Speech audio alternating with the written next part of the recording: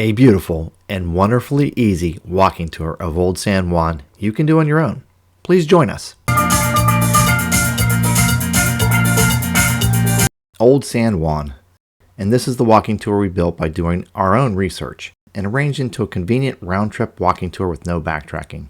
We later spoke with others who paid for an excursion, and upon comparing notes, found we were very similar to this walking tour. These excursions are typically $30 to $50 per person on a cruise ship, perhaps $20 to $30 if arranged locally. So you can certainly do this on your own for free. Old San Juan is very clean and we felt very safe here. This is a favorite cruise port. And please forgive me in advance for any Spanish mispronunciations. The cruise pier. Okay, you'll be starting at the cruise pier, which is typically Pier 3 or 4. It is not San Juan Cruise Port Terminal, which is near the San Juan Regional Airport. The San Juan Cruise Port Terminal is used for cruises originating in San Juan and is not really within walking distance of Old San Juan. Pier 3 looks like a blue tie in the map. When we were there, the Carnival Sunshine was docked at Pier 4 right next to us. As you walk off the pier, you'll find vendors in that area, but our recommendation is to head straight ahead and hit the vendors when you circle back around. Plaza Colon. Plaza Colon is the first stop and will be about a 10-minute walk from the pier. This is the public square in Old San Juan where the easternmost city walls and main city gate used to be located. When we visited, we also found some tents and vendors set up in this area. These were more local craftsmen than what you might find near the pier. There is a statue of Christopher Columbus in the center of the square. Antiguo Casino de Puerto Rico, optional. Antiguo Casino de Puerto Rico is an optional stop to simply walk past if you're heading to the next optional stop, Castillo San Cristobal. Or if you like, you can just walk around the site and continue on your journey. This beautiful building is a popular venue for weddings and quinceañeras. There are lovely gardens to walk past on your way to Castillo San Cristobal. Castillo San Cristobal, or St. Christopher Castle in English. We consider Castillo San Cristobal another optional stop. This will depend on how much time you may have in port, what your interest level in history may be, and how active you are. This is a pretty decent uphill climb to get to the fort, and plan to spend around 2 hours here walking around seeing the site, although you could spend even longer if you're a real history buff. This fortress was the largest fortress built by the Spanish in the Americas. It was designed to guard the land entry to Old San Juan. Standard entrance fees are $10 per person. If you have the America the Beautiful Pass, that will get you free entrance here as it is managed by the National Park Service. Plaza de Armas. Your next stop after the Castillo San Cristobal, or Plaza Colon, will be the Plaza de Armas. This is about a 10-minute walk from Plaza Colon.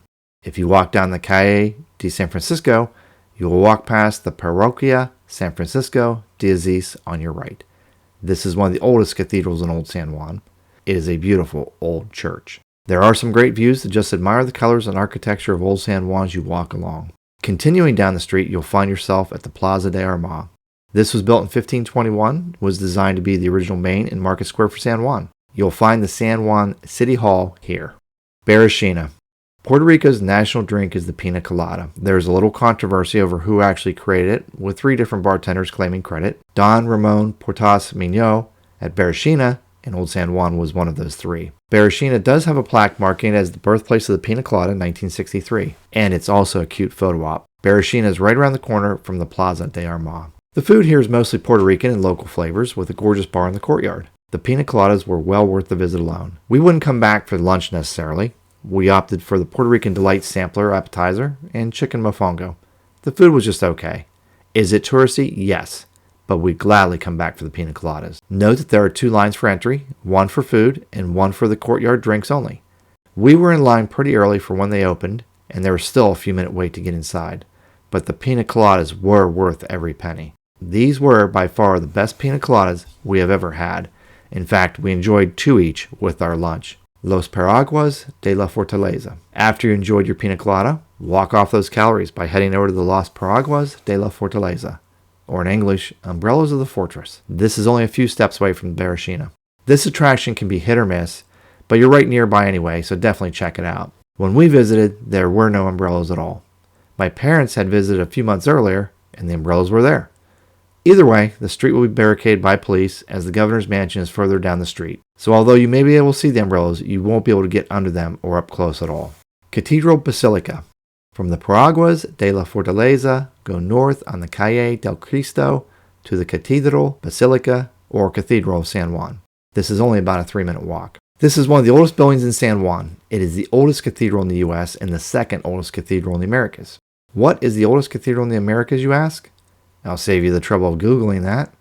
It is the Cathedral of Santa Maria in Santo Domingo in the Dominican Republic. It was started in 1504 and completed in 1550. Puerta de San Juan. The entrance to Old San Juan is known as Puerta de Aguas or Puerta de San Juan, Watergate or San Juan Gate. To get to the gate, we recommend walking up Calle Las Monjas and take in the view. This is one of the best views of San Juan Bay. Be sure to check out the lookout towers on the wall. The view is spectacular, and just imagine yourself in the age of sail guarding the port. This is about 2 minutes from the cathedral and maybe another 2 minutes to the gate itself. Here you'll also find the Plazuela La Rogativa. This sculpture commemorates a woman-led religious procession that took place in 1797.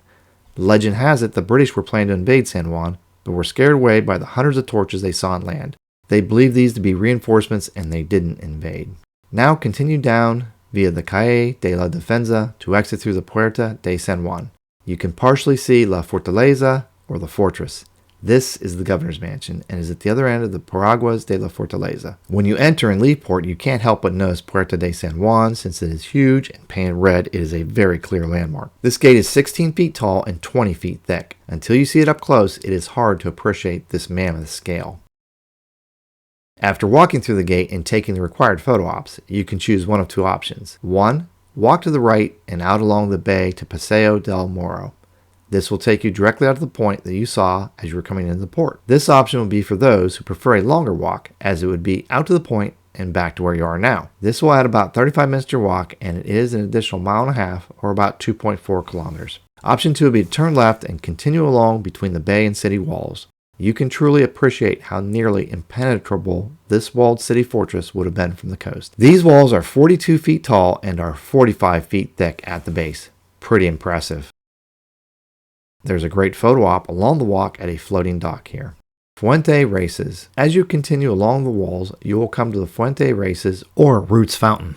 This is only about 4 minutes from the gate. This fountain and sculpture was created by Luis Sanguino, a Spanish sculptor.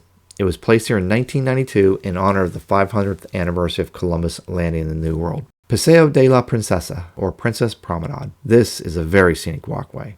From here back to the pier is about a 12-minute walk. You'll pass by the Puerto Rico Tourism Company, which is in a former prison. In front of it is the Capsula del Tiempo, or time capsule. This was a time capsule placed here in 1995 and opened in 2020. 2 more were installed in 2020 to be opened in 2045. Vendors near the cruise port. Just continue going straight along and you'll eventually pass through the Plaza Licenciado, where you'll find the statue of the immigrant as well as several food trucks typically nearby. And on your right, you'll see all those vendors we mentioned earlier. Here you'll find some handcrafted items, but also knockoffs of high-end handbags, sunglasses, etc. We opted for a handmade Christmas ornament.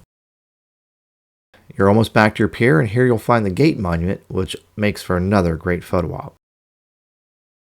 There's a Walgreens right here in the corner directly across from the pier. This is a great place to pick up anything you might need while in port. But also, it could just be something for your cabin steward. It's a great option rather than or in addition to a cash tip. Ask your steward if they may need something while you're in port.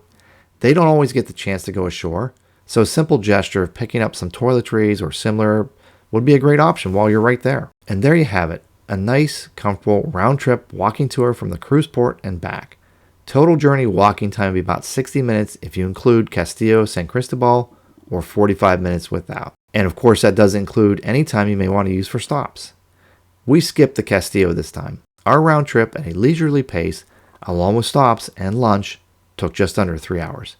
A wonderful, beautiful day for a stroll in Old San Juan. Hope to see you there.